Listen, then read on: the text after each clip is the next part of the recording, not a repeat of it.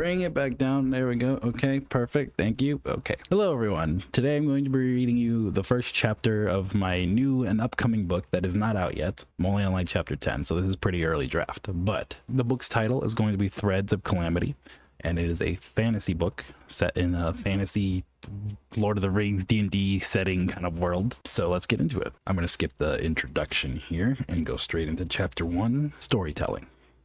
I remember the sky being so vast, so freeing. It felt like I was flying. Can you picture it? Me flying? Kind of opens up from there. The room was quiet, bathed in a soft breath of evening moonlight that filtered through the tall, dust-lined windows. Beyond them rose a great tree, larger than any seen in living memory. Its iridescent leaves, shifting color with every whisper of the wind, shelves of parchment and bound tomes lined the walls, heavy with the scent of old ink and time. At the center stood a wide old oak desk, where an elf with calm, discerning eyes listened and wrote as his quill was tracing the tale that was being told to him. The voice that broke the silence belonged to a gnome named Yoj. He was light and steady, carrying a melodic tone that gave life to even the simplest words. His excitement filled the air like warmth from a fire, breathing life into the quiet room. That feeling just overtook me, and it was just bliss. I didn't even realize that I wasn't flying, I was falling.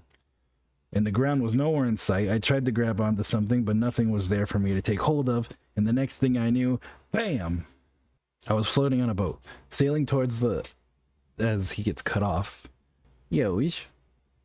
The interruption came from a sharp, high-pitched, nasally voice that cut through his excitement.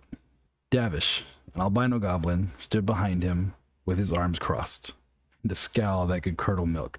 His pale white skin caught the glow of lantern light. Crimson eyes glared with equal parts irritation and exhaustion, and his thin white hair was tied neatly behind his angular face. His armor was worn, yet practical, layered with brown and dark violet leathers, and a scarf hanging loosely around his neck, while a dagger resting against his hip. You're not taking creative liberties, are you? Because we both know that's not how it happened. Yoj blinked, caught off guard, and then smirked. No, of course not. I would never. He turned slightly towards Crow, the middle-aged elf, sitting behind the desk. Crow's quill moved in a steady rhythm, recording every word as the soft sound of ink moved upon parchment. Yoj was not lost in his story. He was performing. Every pause, every glance was deliberate, crafted to hold the elf's attention and make the moment seem far grander than it was. The gnome sat cross-legged upon the cold stone floor. Across the cold stone floor. His bright yellow hood pulled loosely over his head.